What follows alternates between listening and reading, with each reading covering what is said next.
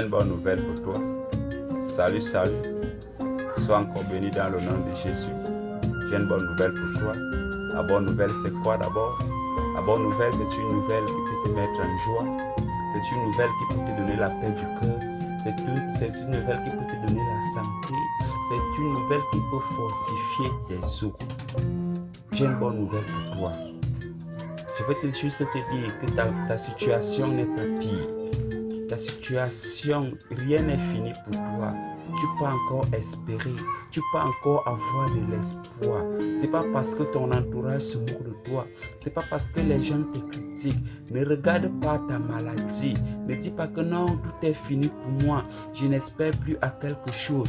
Mon ami, il y a encore de l'espoir. Ta maladie n'est pas pire.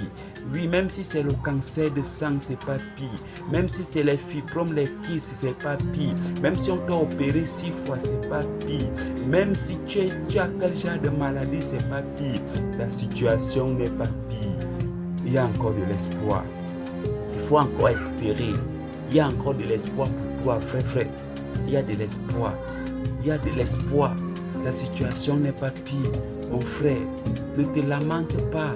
Ne pense pas que tout est fini pour toi. Rien n'est fini pour toi. Il y a encore de l'espoir. Il y a de l'espoir pour toi. Même si le mari t'a quitté. Oui, même si le mari t'a quitté, même si ta femme t'a quitté. Même si tous les gens de ton âge ont déjà construit des maisons, toi tu n'as rien.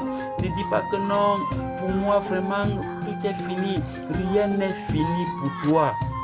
Je connais un homme. Je connais un homme. C'est lui qui marche sur l'eau sans bateau. C'est lui qui ouvre le chemin là il n'y avait pas de chemin. C'est lui qui ferait le chemin dans l'eau. Dans le désert, il ferait le chemin. Il s'appelle Jésus-Christ de Nazareth. Lui là, il est capable de tout. Il peut te rendre tout ce que tu as perdu. Tout ce que tu as perdu, ton travail, ta santé, ta femme, tes enfants, il peut te rendre. Après ton mariage, tu as fait 5 ans, 10 ans, 6 ans sans enfant. Jésus-Christ est capable de tout. Il peut encore te donner quelque chose de plus beau, de plus meilleur, la vie éternelle après ta mort. J'ai des témoins de ce que je te parle. Va dans la Bible, demande à une femme qui avait la perte de sang depuis 12 ans. Lorsqu'elle a rencontré Jésus-Christ, elle a été guérie.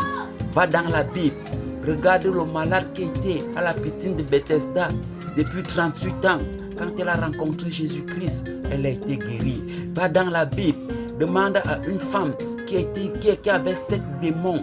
7 démons la rendaient stérile. 7 démons faisaient en sorte qu'elle ne se marie pas. Elle avait les couches de nuit. Sa situation était compliquée. Lorsqu'elle a rencontré Jésus-Christ, elle a été délivrée. Va dans la Bible, demande à un certain aveugle Bartimée. Ses parents avaient des moyens, mais il a été délaissé, abandonné, négligé de tous. Mais lorsqu'il a rencontré Jésus-Christ, il a été guéri, il a retrouvé la vue. Mon frère, ma soeur, va dans la Bible, il y a beaucoup d'exemples. La femme adultère, elle était insultée, on devait même la lapider parce qu'elle est méchante, parce qu'elle est mauvaise, elle était critiquée. Mais lorsqu'elle a rencontré Jésus-Christ, Jésus-Christ l'a pardonnée. Va dans la Bible, il y a un certain Simon, le magicien. Même si tu es dans les loges, dans les sectes, même si tu es homosexuel, lesbienne, Jésus-Christ peut te pardonner. Il y a de l'espoir pour toi. Ne pense pas que tout est fini pour toi. Ce qu'il a fait à tous ces gens-là, il peut aussi le faire pour toi. Tout ce qu'il a fait à ces gens-là, il peut encore le faire pour toi. Une seule chose, une seule chose, une seule chose. Confesse de ta bouche que Jésus-Christ est Seigneur. Seigneur qui veut dire qu'il est ton maître, tu vas l'obéir.